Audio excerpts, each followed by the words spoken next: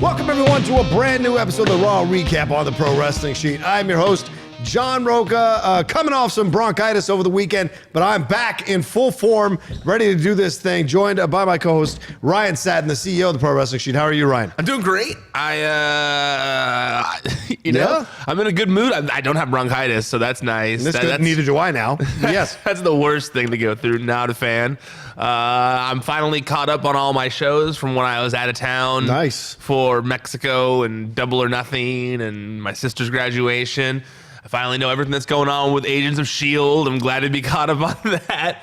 Oh, don't even get me started. Please. You watch some terrible. You like the Transformers movies. So that can't be the cop-out every time. So don't get at me for enjoying Agents of S.H.I.E.L.D., which is a great television show. Great television. I will never say the Transformers movies are great. Let's just make that clear. I would say Agents of S.H.I.E.L.D. is a great show. Okay. Let's make that clear. Fair enough. I'm excited to finally talk to Dorian about it, to catch up, who's another Agents of S.H.I.E.L.D. fan like myself. Agents of S.H.I.E.L.D. I know, I saw Clark Gregg was tweeting him the other day, and I was like massively jealous. I was like, that's cool that he's on that level with Clark Gregg. But anyway, to wrestling, which is why we were actually here. Exactly. 3 hours of Raw. I'm also in a good mood from that. You know, I felt like Raw did a really good job yesterday of trying to... Look, I don't think they put on like the best Raw of all time or anything like that, but it was a much more enjoyable show than it's been in the past few weeks, at least in my opinion. Right. When I put that out on Twitter, people were very much not in agreement with me, it would seem, but I enjoyed the show, so I'm interested to hear what you thought about it. Okay, well, I would say overall, it wasn't a bad show. I enjoyed a couple of the matches and some of the storylines, but we'll get to them as we go along, or what our issues are, or we're not. Yes, we will. About certain things. Roman comes out to start the show. I like this. New notes. I like it. Well, you know, I'm just kind of getting a little more invested. The fans have been complaining about certain things. I'm trying to address the fans' complaints as best as I can. I was. Roman comes out, starts the show. You hear? I can't tell if they're booing him or not. Like I can hear the, but I don't know if they're doing the barks or if they're doing the boos for Roman. But I never ever feel like Roman's fully over. Gets to the ring, does his promo, gets interrupted by Shane. Shane does his thing, wants to get introduced. By the way, do you think that they're setting up something where Mike Rome, turns on him and doesn't introduce him well, or does something it's possible, but they seem just really like this whole Shane best in the world thing. Yeah. Like, it's possible, but I don't see why it would be necessary. I feel like that's got to play out somehow. There's got to be something, and maybe not Rome, but somebody takes the mic from Rome and goes, "Let me introduce you how Shane should be introduced," and does an incredibly horrible job of introducing Shane and bringing up all his past mistakes, rather. So, but anyway, McIntyre comes out as well. Shane, you think it's going to be McIntyre rushing to the ring, but from behind, Dash and Wilder attack Reigns, which sets up the 6-man tag as the Usos come in and save him, and we go into this match. Now, let's deal with this opening thing. 2 things got solved here, I think. You got the setup of Reigns being the face, fully face in this situation against McIntyre to set up the Super Showdown. But also, now are Dash and Wilder heels? Are they part of this new, in essence, corporation light that's being built by Shane McMahon? I don't know if there's really a stable being built. It seems just like heels associate with Shane because it's going to help their career on Raw or SmackDown or whatever. Because the first time he's the new NWO. Is that what you're saying? Just put some letters on him? No, I was saying the opposite of that. I was saying more so like he's just the boss. And so the bad guys are siding with him because they're bad guys too. And they know helping him will help them or whatever. That's the vibe I got from this, from only because they keep swapping people in and out of it. It doesn't really seem like he's building like a corporation around him. Before we get into the other part, I do feel like there are less boos for Roman than there used to be, but they are increasingly coming back a little bit, and I do feel like it's because they're booing. They're starting to not feel this Shane storyline. I'm noticing an increasing pushback on the Shane Roman story, more so than there was with Shane and The Miz. So there's that. And with the Revival, I do think they're being positioned more, but they've always been the heels. They've always been positioned that way, even if fans are cheering for them. Yeah, I've always felt like they were in between. Like there's sometimes they're face, sometimes they're heels, and they could never really 100% go one way or the other. And this feels like maybe finally they've decided to go heels with the Revival. But we'll see. Who knows? Next week they'll be facing somebody, because, I mean, it's not heels to be filmed against your wishes, shaving the back of your friend. It's not heels to have icy hot be put in your. That's heel. Well, the heel thing. I mean, it was. I mean, I feel like they're being set up as victims of this situation rather than yes, heels. But if you would put that situation like 10 years ago, something like that, it would have been like, it wouldn't have been seen that way. I think it's more in a woke culture these days. So people are kind of like, whoa. But like if heels were getting embarrassed back in the day with that kind of stuff, like I don't think it would have been that big of a deal. Like Chris Jericho and Christian in the showers or whatever, that kind of stuff. But I don't know. I do think they've always been positioned as heels, even if, because I was in there doing bad guy-ish things, and that's why they were filming in the shower. That's why they were putting icy hot. Even though it was fucking stupid. I'm not I'm not defending it. It was really stupid, but I do think they always positioned them as heels. The match itself, though, I really liked. I thought the 6-man itself was a good match. Yeah. And I think that, to me, last week, the big complaint was like, there's no wrestling for an hour, like a full hour. Like you guys didn't put any wrestling. And I feel like they heard that, and this week they really tried to change that. They did a very quick thing up top with Roman and Shane and Drew McIntyre, and they got into the match, and then there was actual wrestling for like 15 minutes. It was a damn good match, too. That's what I thought, too. Yeah, I really enjoyed that match. Good back and forth with everybody involved. A lot of great spots, like good twists and changes, and I liked the way it ended with McIntyre getting that victory in a brutal way, and everyone getting wiped out, and then Roman Reigns getting absolutely destroyed by the heels, with Shane and the spear as the cherry on top of that cake. So overall, I thought I did a good job of promoting this match coming up at Super Showdown, which is weird to be on a Friday. That's a weird situation. I guess you're not watching it anyway. Yeah, I guess so. I'll be busy. But the whole situation, though, is a little strange because now is Shane going to get involved in the situation? Is he going to be like, what's the situation? And Miz is fully removed from it now. Miz is completely all that. Yeah, Miz. After all that, I don't know if they brought the booking sheet to the. I thought you'd be happy. You didn't like the Miz Shane thing anything. They put us through it for a year, and then we're back there, and then they're like, oh, actually, no. Yeah. So in a weird way, you could look at this whole feud between them and see that it was Miz serving up Shane to be the heel. He was setting up Shane to be this full-on heel for a year. True. And I'm like, what an interesting situation. True. Here's your TV show. Here's what you have to pay to get the TV show. Make Shane a heel for an entire year and lose to him at 2 premiere events and have your dad get his ribs broken. So, I mean, I don't know. Poor George. Yeah, poor George. Poor George. I don't know, but I'm Miz isn't in a match right now, so I've been wondering if there's still going to be some twist on SmackDown this week. Yeah. Here's another thing I'm wondering. The wild card rule was, I thought, intended to be a wild card, like where you unexpected, it's going to help them because you never know who's going to show up. But if it's Roman Reigns who shows up every time, you do know who's going to show up. Unexpected anymore? I mean, it's already like 4 weeks in, and to be honest with you, or maybe even 4 weeks sounds right. A little, the wild card possibly rule, longer, maybe a little longer. That's weird, and I just feel like there's no unpredictability to it. It's the same people. Yeah. And if anything, because of this, now we're not seeing the tag champions. We're not seeing War Raiders. We're not seeing or Viking Raiders. Where's the Viking experience? Viking Raiders. No, there's people we're not seeing.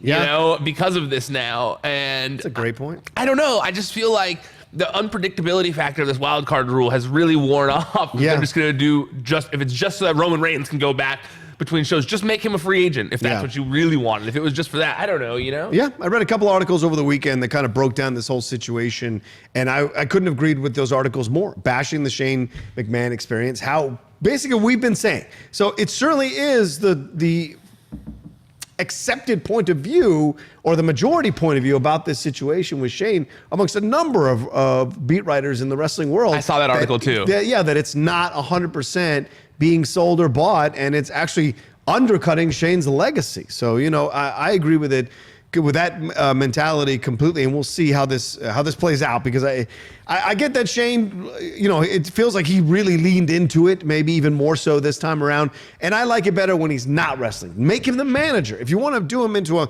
corporation light or a faux corporation, great. Have him do that, rarely wrestle, and then everyone else, he's just picking up these strong heels. It just makes more sense if you go that route. Keep him out of the ring, make him be this, then it could work. Agreed. He wrestles far too much. Yeah. It's like Shane's supposed to be an attraction, not a full-time wrestler.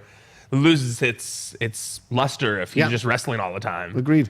Speaking of losing luster, for some reason, They let Lance Armstrong out of pop culture prison, and that was ridiculous to me, to see him getting love on the WWE. I know they were in Texas at the University of Texas, hook 'em horns, but Lance Armstrong getting a shout out and getting a yell in the camera was a bunch of bullshit. Is he not allowed to be shouted out at all? No. Fuck no. He's a cheater. He's a cheater. He's a liar. He's a bullshitter, and he took money from people who suffer from cancer. My dad died of cancer, so fuck him. That's my personal opinion. Oh, so it's the cancer, not the steroids. Of course. I don't give a shit about steroids. Everybody does that shit and lying. All the bike ride. Okay, I'm not going to say I'm going to get in trouble, but allegedly a lot of people in Tour de France have used steroids. If you look at the history, there have been a lot of steroid usage amongst numerous competitors, no matter the country. But to me, it was what he did with the Livestrong stuff. No, that makes sense. That's fair.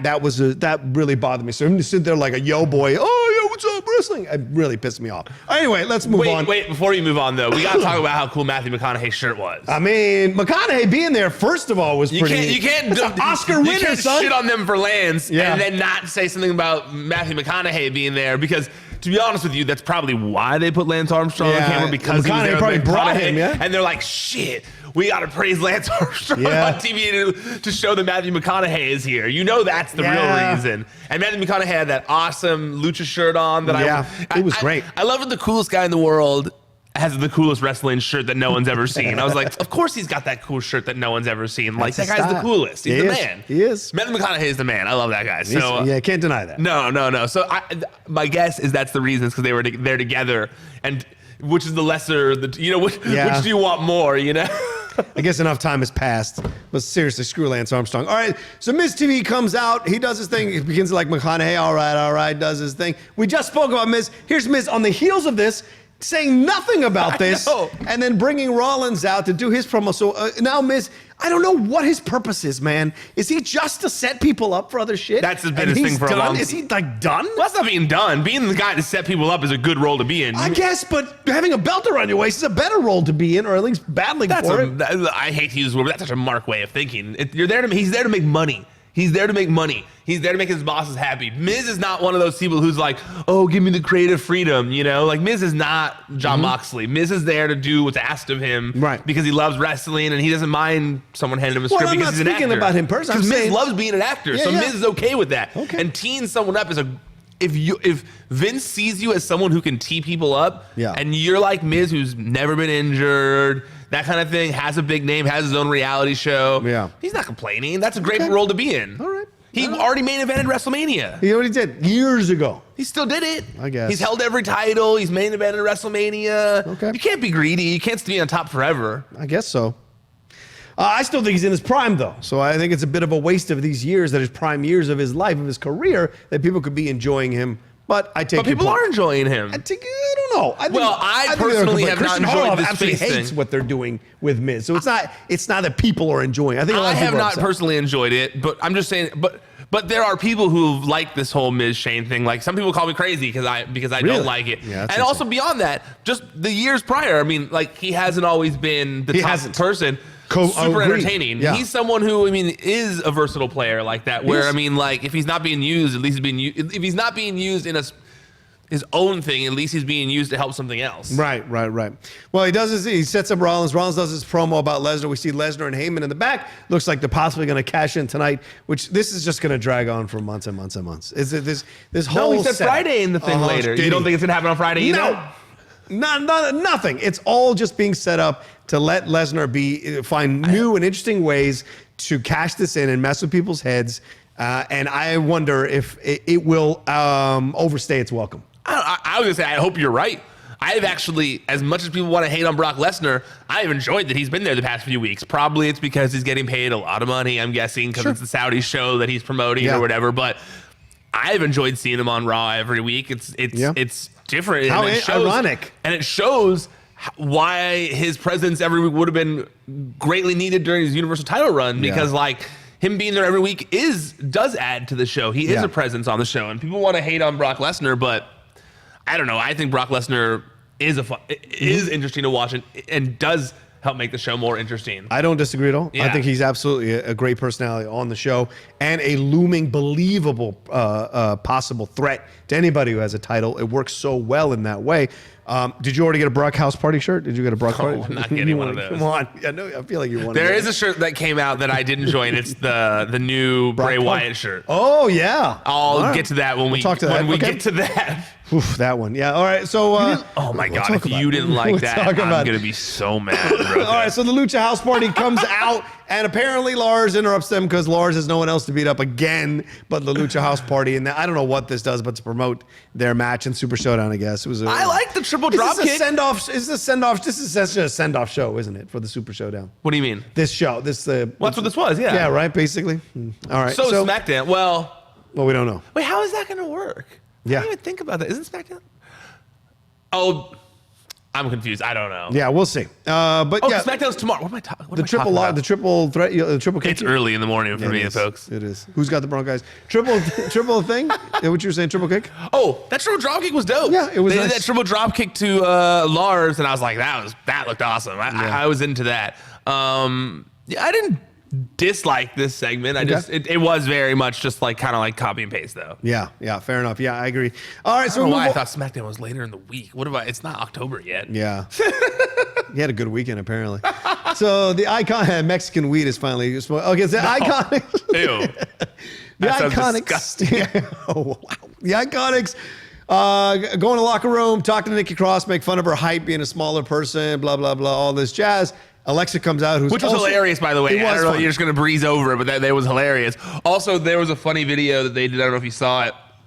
There was a funny video, the Iconics, that WWE put out of them celebrating that they're the longest reigning women's tag champs in WWE. And they're just like berating people backstage, screaming about how they're the longest reigning champions. It cracked me up. There's one part where they're like, "Hey, Kayla!" And it's so funny. It's very much worth. If you like them, it's worth going and watching. Right, if you like them. And then, but I thought the segment was funny with the part they were in. They're honestly, they're great characters. They're great. They're fun characters. And the way they played off when Alexa came in, and the way they played off the bloomin' onion joke was so good. When she was like, "No," like I loved it. I think they're great. Yep. Good characters certainly. And Alexa says we're gonna go put those shrimps on the Barbie, which means Nikki's gonna take on Peyton Royce here in a match.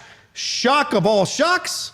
Peyton lost. Well, to Nikki. So longest reigning tag team champions can't get a victory since WrestleMania. So let's keep burying those titles more and more with the waste of these matches that they are. They're great characters, totally. But I'm just like, I don't care when they come on now because they're going to lose. And the coffee thing was weird. Coffee thing was real weird. Right? This whole match, there was something off. One, like you said, it's stupid to have I don't know, especially because they're not really leaning into the fact yet that they're losing so much. Yeah.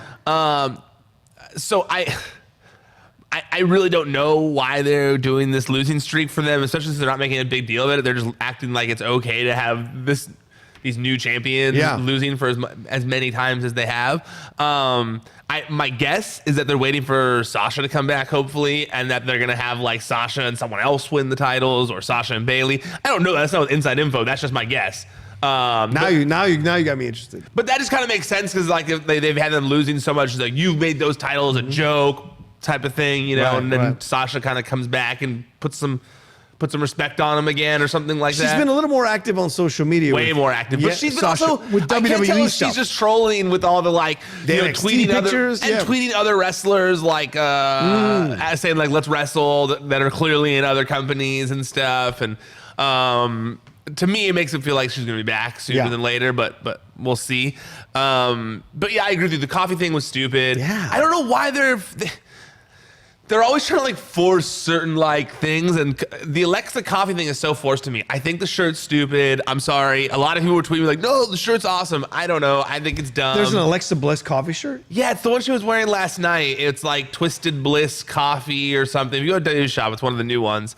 It's dumb in my opinion. Okay. And she was wearing it last night, and that's why. Yeah, there you go. Yeah, that's it. Oh, yeah, that's kind of. I get where they're going. Is that Seattle kind of vibe to it with the coffee and the Starbucks and all that? But yeah, I mean, because she just doesn't need it. Like it's a weird thing that the coffee thing was forced. A social media thing that she did, that someone did, when that nobody cared about. Yeah, nobody really cared about. It'd be like, no offense, but it'd be like Mandy and Sonya bringing their donut thing to TV. It's like, we get it. It's a thing that you like, that it's on social media, but like, really? Is that, I don't know, you know? It's not really that, like... I like that show. Not really that compelling TV. I don't know. It's not for you, it isn't compelling. Certainly more compelling than the Iconics do, so... all right. So anyway, what's the setting up? Because they talk about, Nikki even says like what you did before with other friends. I love that. What you did before I showed up. I don't care about. I just care about now. And you're being my really good friend. What if this is a swerve and Nikki turns on Alexa rather than Alexa turning on Nikki? That's what my girlfriend and I keep discussing between the two of us of that, like when we're watching, because. Nikki has, as much as she's been acting normal backstage in the things, she does kind of act the same when she comes out with her whole her little kind of spunky attitude and stuff in the ring. She hasn't really changed a lot of that side of things. And if I recall correctly, her YouTube videos that she was doing to kind of like tease that she was going to be normal, she talked about how she had like an evil twin. Yeah. And so I'm wondering if it's like, we're going to see like the same thing. We're gonna see like once Alexa gets on her good side and they're cleared, and she's cleared, or she helps her win the title or something, then Nikki snaps back and we get crazy Nikki again. Because that was the most over she was.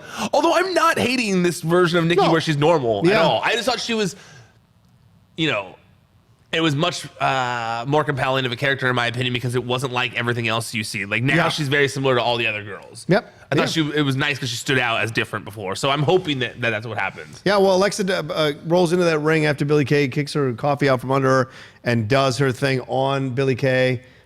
Is this the extent of what we're going to get from Alexa for a while? Yeah, it was interesting to see her do a DDT. I was surprised. Especially because it's something where you can, I guess, hit your head if you don't.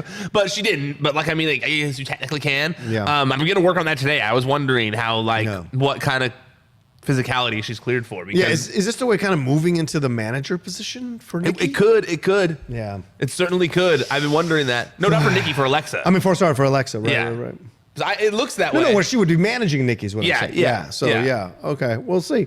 I mean, look, I don't want her out of the WWE in any way, shape, or form.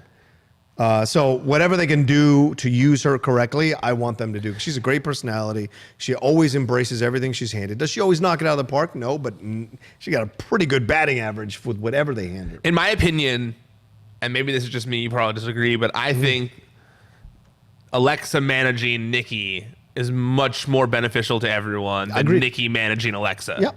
I just don't think Nikki was going to gain anything being like the lackey of Alexa, even though if it kind of becomes that way. Yeah. But Alexa managing Nikki to help bring her up, I think that's very helpful for everyone involved. I agree. And, Nikki bringing up, Alexa bringing up Bayley, which is an interesting situation because Bayley's on SmackDown. It's interesting to bring her up and talk about what she could do. So this could work out in a positive way to keep Alexa on TV. And I'm not one comment away from the puppy stuff, whatever that idiot said. You're close to it. Please. Go ahead. I've almost said something. Yeah. You're close to it. Oh, have you? Yeah. Name me last time when Lawler's talking about that they talk about their wrestling abilities. He doesn't. He just talks about their physical attributes. I do more than that. So screw that. All right, go ahead. Yes. But still, this segment sucked. Yeah, this match and stuff sucked. Not the match itself, just the whole, just like the creative factor of it all. I wasn't a fan of. I agree, and it's not the right way to use them. And hopefully, at some point, they'll figure this out and course correct. Speaking of women's wrestling, let's move on to Becky Lynch. Comes out, does her promo. I guess, I love Becky to pieces, but they have neutered her so badly that here she is setting up because Lacey comes and interrupts the promo that she's doing. And they have a little bit of back and forth, and Charlotte comes out with a wild card crap, and then they essentially fight each other, picking up from the T stuff from last week. And Becky's just out of the ring the whole time, just holding the belt and monitoring, not even on the mic calling the match, just kind of making comments. That whole sequence is a microcosm of what the WWE is doing to her, which is keeping her outside of what she should be doing. And that's frustrating as hell for me, for a lot of us fans who loved the Becky that was this organic thing. They have neutered her in an effort to help other people get over, and that's such incredible bullshit. Her rolling in to interfere that match is not something Becky would have done in the original version of this heel Becky Lynch. So it frustrates me. Well, she's not a heel anymore. Right, she's not. So rolling in to intervene, to beat up Lacey is trying to have your cake and eat it too. You can't have it both ways. That's a heel move to let in there and interrupt a match and then beat up the person for beating you up or costing you your title, one of your titles. I don't know. Yeah, no, I think that's a good analogy. I think that you made there, it does kind of signify the way. I mean, even the crowd was chanting, "We want Becky" during the match. Yes. And it shows that you're not using her the right way when she's right there and they're chanting, "We want Becky." So yeah, I completely agree with you. I felt like, there was just something that felt off here in general with it. Even Charlotte and Lacey, the match. That match was dead. Yeah. It was dead. It was technically really well done. I don't even know that. Even some of those, at first it was at the end, Lacey looked gassed. Yeah, well, and even in the beginning, it was like that weird, it was more of a ground and pound kind of fight between them, which was scrappy. So I didn't hate that, but it just something felt off about it. I wouldn't say they're bad or anything like that, but just something felt really off about the match. I agree, and the fans could feel it too. Yeah. And look, they were doing the what chants during Lacey's thing. Shout out. But they were I could sense the fans. Don't ever shout out to the what chants. Shout out Texas, to the what Steve chanters. Austin. Boom. That tells you the public was not behind Lacey. No, that shout out has been taken back from the what to you what chanters. No shout out for the what chanters. Continue, Rocha. If they do the what chants during someone's promo, it's because they don't want to listen. It was during a match. No, well, they were doing the what chants during Lacey's promo too. Okay. And I'm just saying that's where it began to me. And so they saw. So I was excited. I think the fans were excited to see Becky versus Lacey again in some form. But then to have it become this, I think people are kind of pushing back on this whole idea of Charlotte being, again, moved into this kind of main part of it. And nothing against those two. I think they're similar. I think their styles are so similar that they counter each other in the ring. And there's no chemistry, and you could feel that throughout the whole match. And at the end, Lacey looked gassed. Like she missed 3 or 4 spots in a row, and I was worried about is this getting to her or what's going on here? So it was weird. And then when the match ended, it was it was just really felt like, okay, great. Yeah. Okay, who cares? No, I'm with you. I think the match itself did kind of end on a and the match itself wasn't that great, so it didn't really excite you for the future. And I thought it was funny that Becky made a joke out of it, she tweeted something along the lines of "You're welcome for saving you guys" or something like that, with her standing over the two of them or something like that. That might not have been her exact words, but something along those lines. Yeah, I do think that for the prior to WrestleMania, there was this great women's development, I thought, at certain points, and it's kind of just fallen by the wayside here. These past 2 segments were very much like a yeah, okay, What are you doing, Vince? Stop it. All right, Ray comes out to relinquish the U.S. Championship with his arm in a sling, talking all this kind of stuff. Then Samoa Joe comes out, makes some weird comment about, "I heard you say champ, so I thought it was for me." They have a back and forth. Ray lays the championship down on the ring to give it to Joe. Then Joe attacks him from behind with a coquina clutch. I don't know why Ray's kid didn't come out, but I guess it's driving me crazy. Yeah, there you go. It's driving me crazy. Maybe they're just doing that on purpose because they're trying to build as much anticipation as possible. But if this ends without Dominic getting involved somehow, I will be so disappointed. Yeah. They have set it up. They have teed it up perfectly, and it's maybe not universally known that Dominic's been training, but a lot of wrestling fans watching know that Dominic's been training, and it's been driving me crazy. I thought for sure last night Dominic was gonna run out and help his dad, and then get beaten up or something. A piece of me thought Ray was gonna give him the belt. A piece of me thought that as well. Right, to be well, look, you're a Mysterio. I want you to, here's your first belt. I want you to carry your first car. I want to see what you do with it. Right, and then that would have pissed Joe off. That would have made more sense. But this way, you're basically setting up Ray to come back from injury and then challenge Joe in some form, whether for the belt or not. But he'll challenge Joe because of that attack. Or Dominic is gonna slide in next week and be like, "Hey, you did this to my dad." I'm really hoping that's what happens. That Ray or that Joe cuts a promo next week and Dominic slides in from behind him and does some crazy Hurricane Rana that blows everyone away, and everyone's like, "Oh shit!" That's the moment when he does something kind of when he does the 619 or something, and everyone just goes ape shit. But I'm losing hope. They keep dangling that carrot in front of us, you know, and then it's oh yeah. Oh no. You know, so I hope we get it. Yeah, it feels like it's set up a battle down the road. We'll see. I did enjoy this segment though. Yeah. Ray did a nice job with it. They both did a good job. Yeah, absolutely. Samoa Joe's hair keeps getting weirder and weirder, but I'm following along for the ride. Yeah. I'm wondering what hairstyle he's like.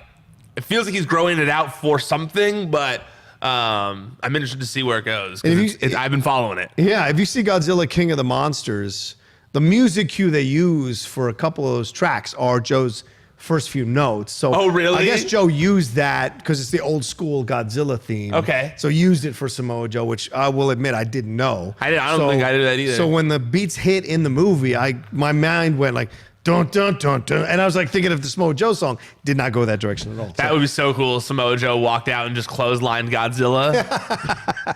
Or Mothra. He just took Mothra from down from the sky and muscle busted him. That'd be good. Is Godzilla good? Here's what I'll say. When I asked Rocha, is a movie good? And it goes, that's not a good sign. Here's what I'll say. I had a good time in the theater.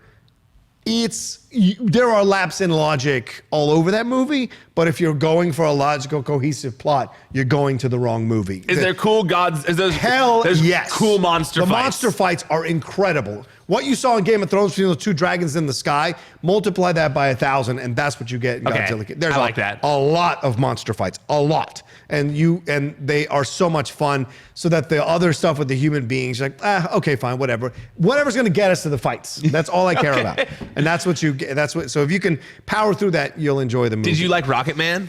I loved Rocket Man. Me too. I saw that this weekend. I liked it better than Bohemian. So, yeah. By miles. Yeah. One was like a not great biopic. The other one, but it was like, entertaining to watch. One was a fun biopic. Yeah, but it wasn't should never have gotten the weight of award seasons that it got. Absolutely. Yeah. This movie is like should be an Oscar contender. Watching it from the beginning, you're like, oh, this is like art. Like that's what when you watch it, you're like, oh, this isn't a biopic. Yeah. This is much more of like a artsy musical, which is really cool.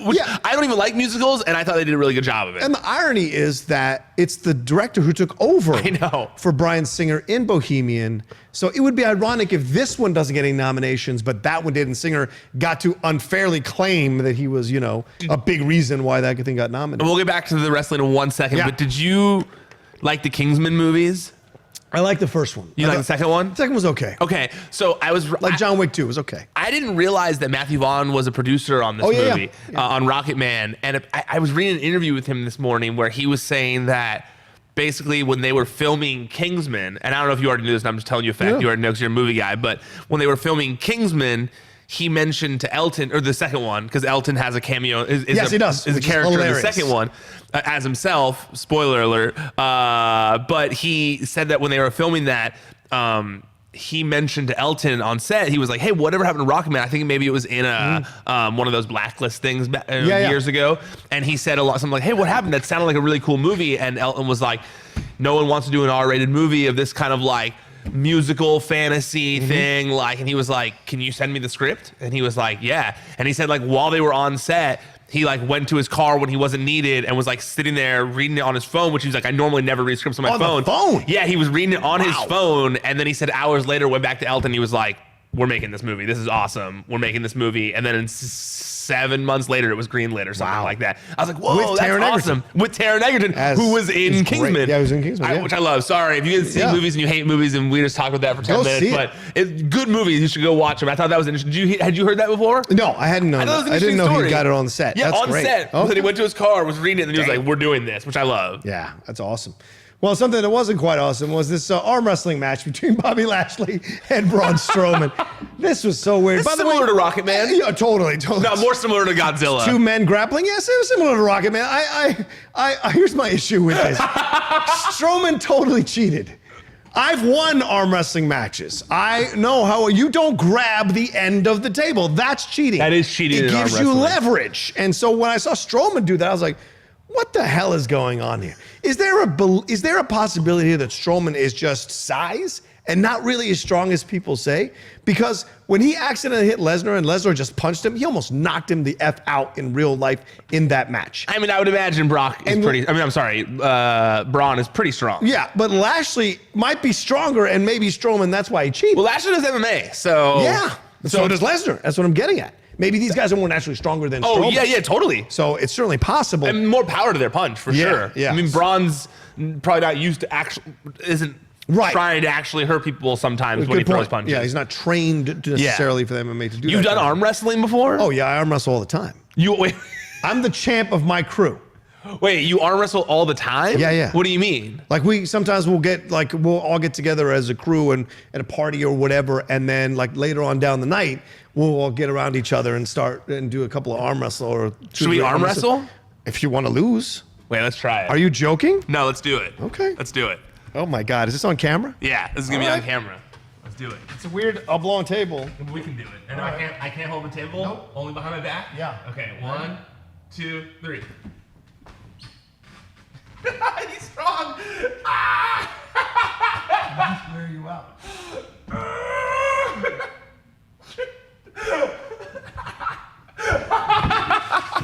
No said.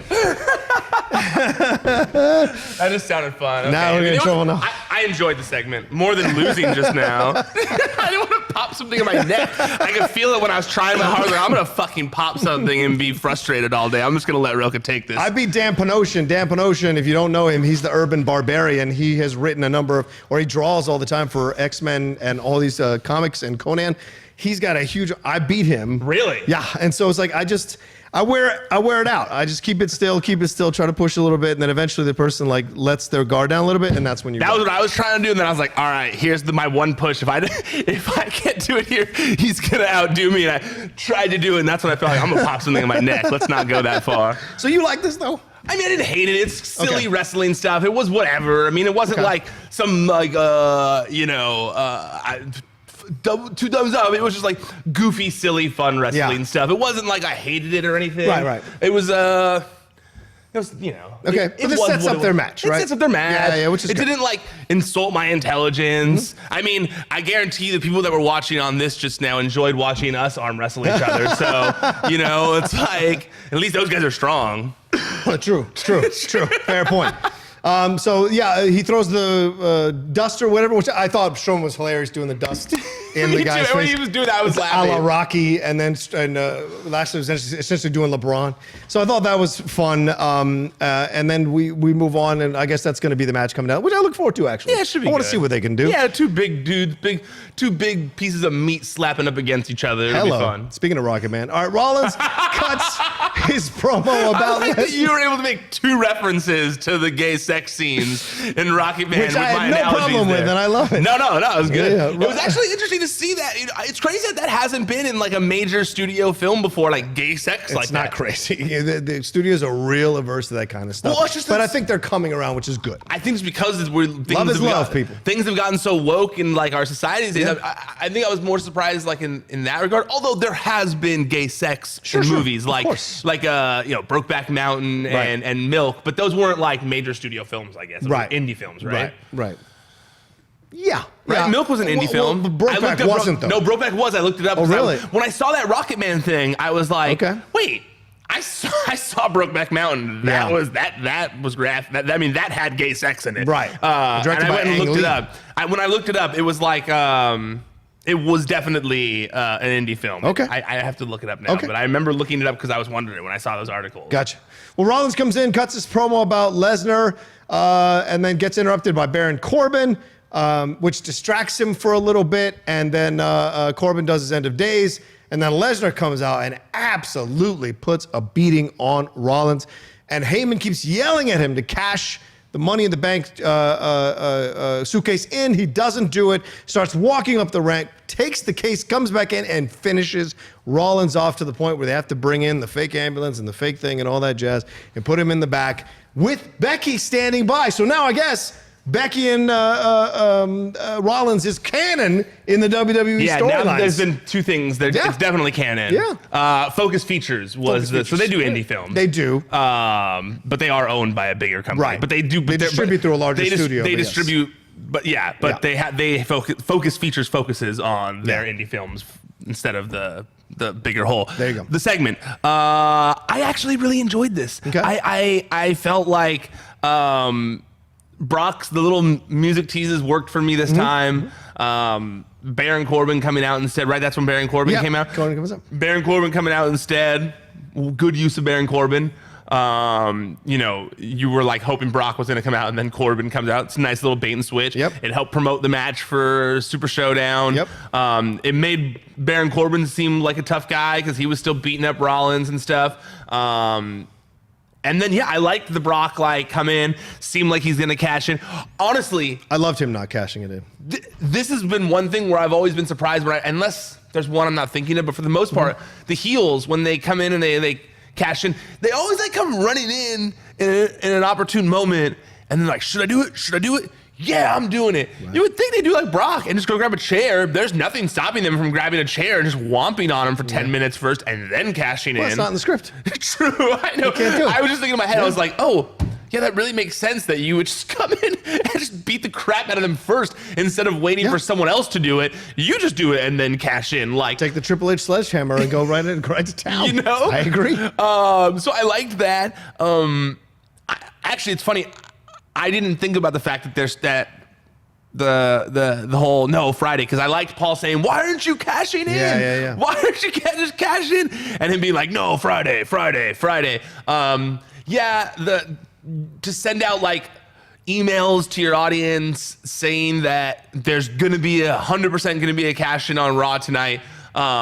For the second week in a row. I don't think that's the best marketing strategy. Is that what they've been doing? Yeah, I mean, Paul Heyman said 100% happening this week. Right. Stephanie put out a thing before that saying we're unhappy with them saying that he's going to cash in and then not doing it. So there's going to be actions taken against them, but then there wasn't because they said they're going to cash in on Raw and then didn't again. So I don't like that strategy necessarily, but I hope you're right. I hope that the reason they're doing that is because he's saying Friday just to appease the Saudi government to have him make an appearance there. Right. But it's just going to be after the Lesnar match, after the Corbin versus Seth match, and then it ends up not being the cash in because the smart move is to hold that, is to have Brock hold on to that. Yeah, for a while. It's also silly that they're making a storyline around being mad that he hasn't cashed in yet. Yeah. When the whole allure of the briefcase is them messing with people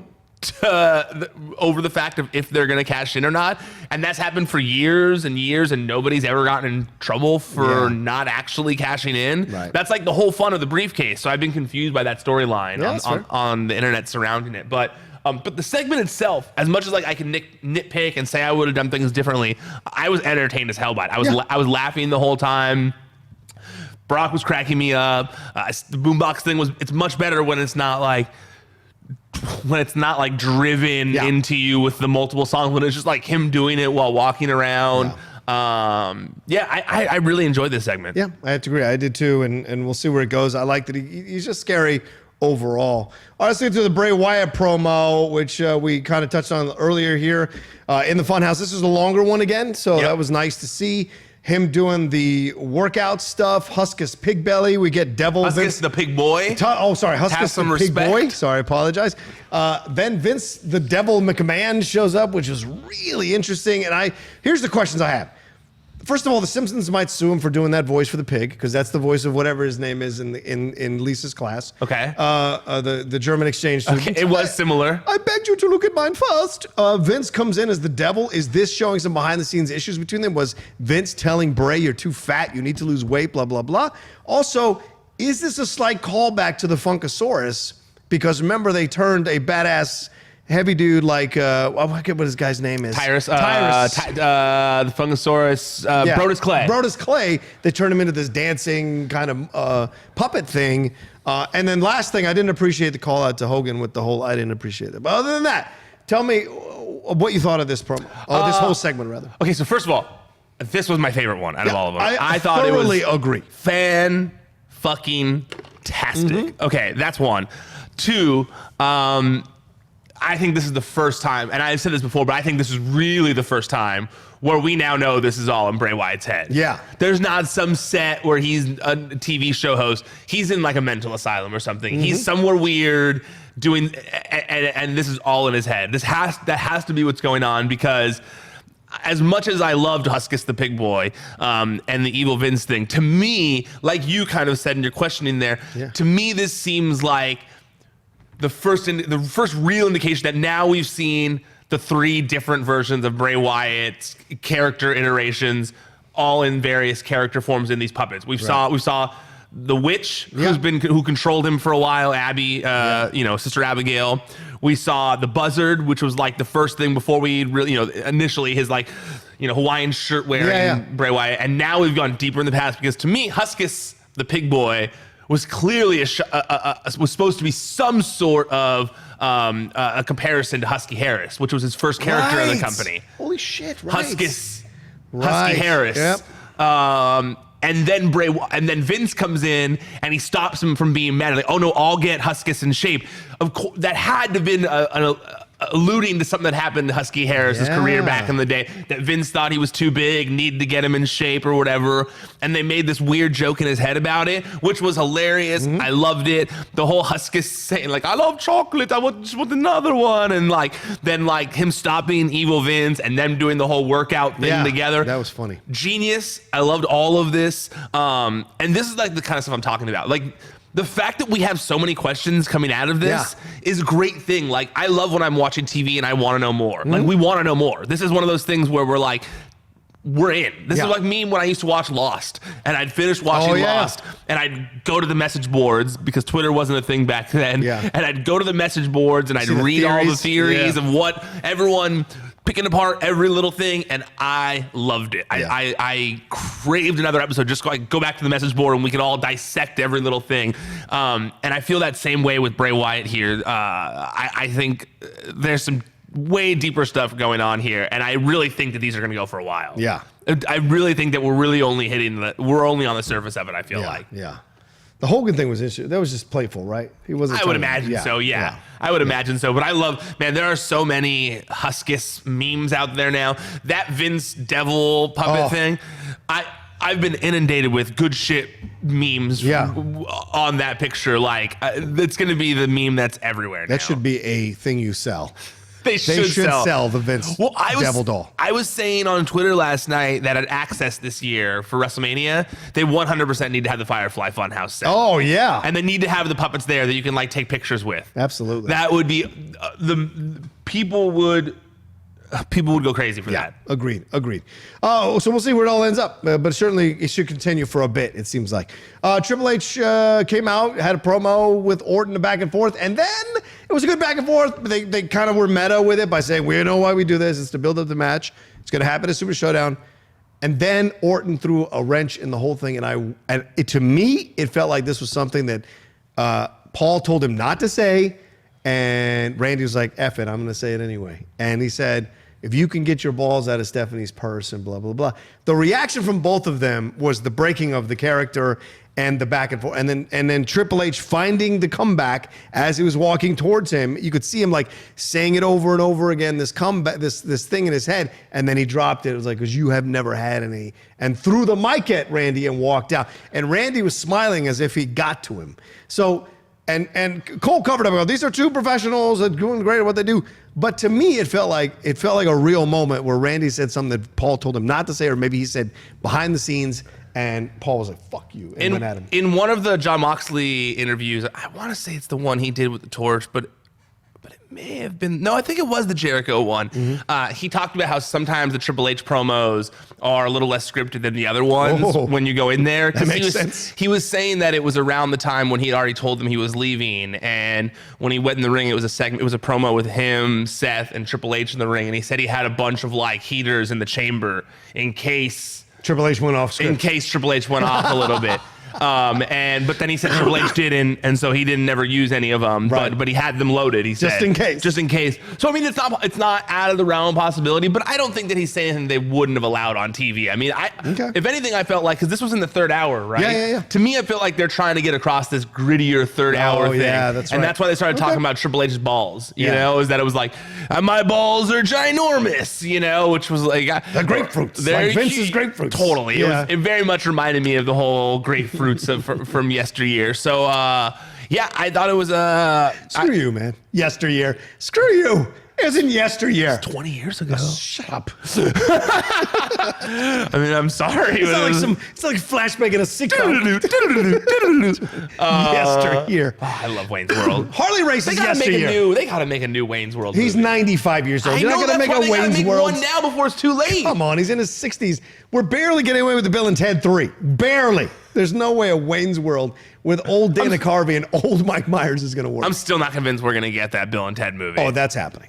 They've been saying it's happening. It's for already 5 happening. Years. No, it's not filming yet. It hasn't filming yet. But there have been many movies that were in pre-production that didn't happen that seemed like they were going to happen. They literally flew to Australia or whatever to do that Justice League movie, and then during pre-production while they were rehearsing, it got canned. Yeah. But I don't think Keanu participates in the promotion for it if he's not confident it's going to happen. No, I think he's only in the promotion of it because it's not happening otherwise. What? Oh, yeah. Well, that's for sure. Yeah. He has to make it happen. If Alex Winter's out there beating the drum to make sure it gets greenlit, no one's going to be listening. It's true. That's a very good point.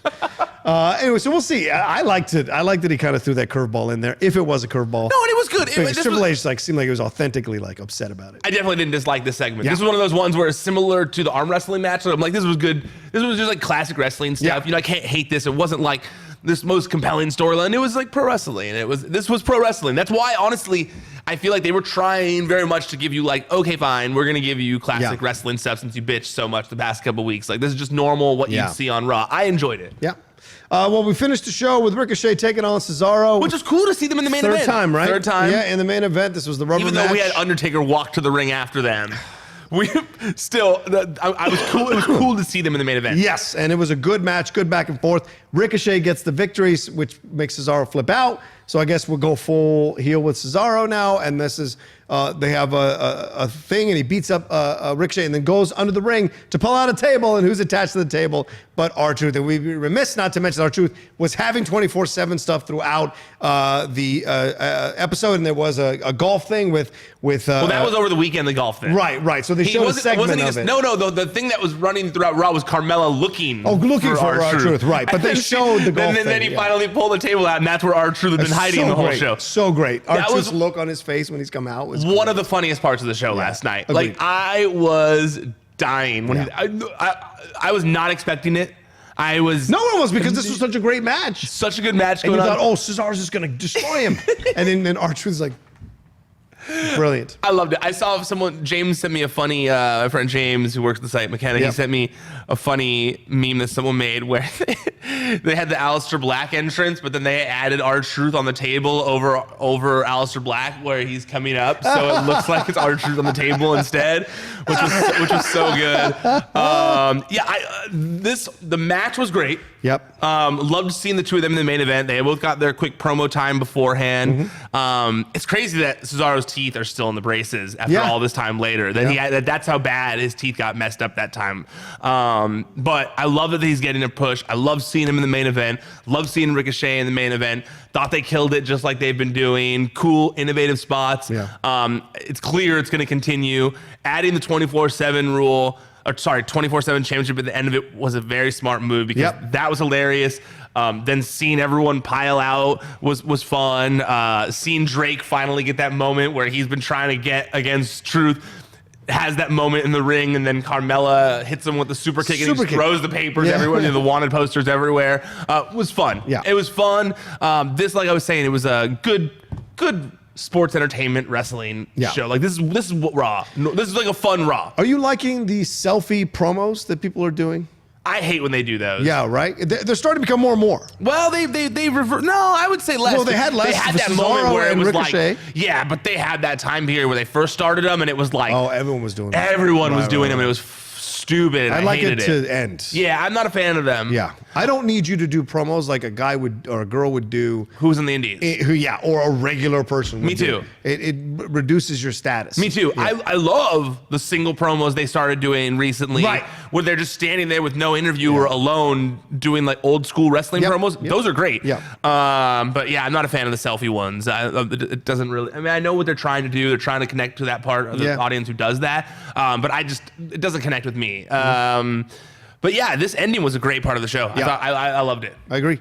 And then we get to the end. Well, the real ending of the show, because I guess this wasn't the ending. Undertaker comes out, takes 3 minutes to get to the ring. Which was so funny because we were like, while watching, my girlfriend and I, like, he came out, the show came back with 4 minutes left. Yeah, 4 minutes left. And we're like, oh, he's going to have to be on the stage because he takes the whole time. And so when he starts walking, we're like, well, he's gonna have to meet in the middle. He can't. He's only got 4 minutes. He can't do only his entrance. Right. And then he went a minute over. Yeah. He did go a minute over, and they have that thing where they're not going over anymore. So I was like, oh, he went over. And then they still, I think, if I recall correctly, they put there was another like minute. Yeah. That they had to cut away from that they put online, where it's him saying like Goldberg's next or going to hell or rest in peace or whatever. You're next. I don't think it really sold the match at all.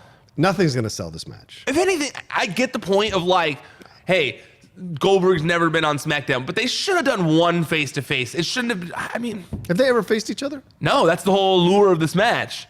It would have been cool to have at least one face-to-face, like, to get things hyped a little bit, I would imagine, but I don't know. That's me. Yeah, I agree with you, because it's weird that Goldberg has participated in no promotion of this match on camera. Yeah, see, that's my thing. I don't like when they book these kinds of matches and the only build-up is through times when the other person isn't there. Yeah. Because it's not really it doesn't really feel like a feud in that sense. And I get it. It's almost more like boxing, where it's like they're building two behemoths up, I guess, and then you're finally going to see them face to face, which I get. But I think it would have done so much for this feud if we had one face to face on Raw beforehand. Yeah, I don't think we need him on SmackDown Goldberg. Agreed. It's weird, but we'll see. I mean, it's I don't. I do. Yeah, I don't know. I'm not going to watch. So this match is going to. I feel like this match is going to be super pathetic. And not because I have any issues with Goldberg or Taker. These guys are old, man. And it's like when you used to watch Flair and Hogan at the end there, you're like, oh, please stop. You know, so I'm concerned about how this match is going to go off, because I worry about Mark, man. I love that guy and what he's done for the business. He at times has carried this business, and I don't want him to get hurt in that ring, man. It's severely. And I know Goldberg can be at times, and Bret Hart will tell you, a bit irresponsible in the ring. Not all the time, obviously. But like that concerns me when you get to that age, the timing, people in the crowd. Goldberg's not a consistent wrestler. Neither is Mark. Well, even just look at the last match in Saudi Arabia. There was that tag match where Triple H got hurt. Yes. Everyone got hurt in that match, you know, so. I just worry about it for Mark. Bill can do whatever he wants to do, but Mark is who I worry about the most, and I don't want him to get hurt in any way, shape, or form. So, because that guy's a lifer. You know what I'm saying? So that's my thing. But you don't like Goldberg? It's not that I don't like Goldberg. I loved him for what he was, as a great foil for the NWO back then. But like, Bill's also been real negative about the business, and Mark never has. And I appreciate that we can be analytical but not negative. And I think that Bill enjoyed being like the Warrior did at times. The Ultimate Warrior did sometimes when he wasn't back in the fold. He says a lot of pretty negative things about the business, and so that concerns me at times. If you're not a lifer, you know. Growing up in a Jewish family with my dad being Jewish. I'm pretty sure it's like against the Jewish religion to say anything bad about Goldberg. So wow, is it really? I'm pretty sure it's in the Torah. I'm pretty sure that's in the Torah. I say nothing bad about Bill Goldberg. Well, I'm kidding. I mean, but you know, I don't want this to be a thing. I don't have a thing with Jewish wrestlers. I love Jewish wrestlers. They're the best. No, but like, you know, it just. Better watch out, dude. Barry Horowitz is gonna come out here and kick your ass talking bad about Goldberg. I love Barry. Barry was the best. Brooklyn Brawler, him and Barry. All right, so thanks everybody for watching this episode of the Raw Recap. Really appreciate all the love you've been giving us. And everybody tweets at us, tell us how much they look forward to our banter. It means a lot to me personally. I know it means a lot to Ryan, so thanks everybody. Ryan, where can they find everything we do and write? There we go. Sorry. ProWrestlingSheet.com. That's the website. You can find all the top stories in the world of professional wrestling throughout the week. YouTube.com/C/Wrestling Sheet. That's where you can find all the videos that we do. We've got Wrestling Sheet Radio from last week, which did really good. You guys seem to have enjoyed our conversation, which was pretty much focused on Jon Moxley's Talk is Jericho interview. We also had the interview with Sick Nick Mondo who directed the Jon Moxley hype videos. Got some fun information from him in there if you guys want to check that out. They're all on youtube.com/c/wrestling sheet. If you want to listen to most of those things, not the Nick Mondo interview, but everything else, go to our podcast feed. It's on all the major podcast platforms. Just search Wrestling Sheet Radio, or just make sure you follow us on social media. You can see everything on your feed all the time. It's at Wrestling Sheet. There you go. One last thing.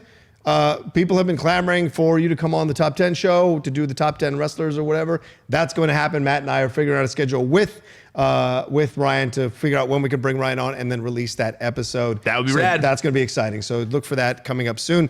You can follow Ryan at Ryan Satin. Follow me at The Rocha Says on Twitter and on Instagram. And we'll see you tomorrow for another Smackdown Live recap on the Pro Wrestling Sheet. ProWrestlingSheet.com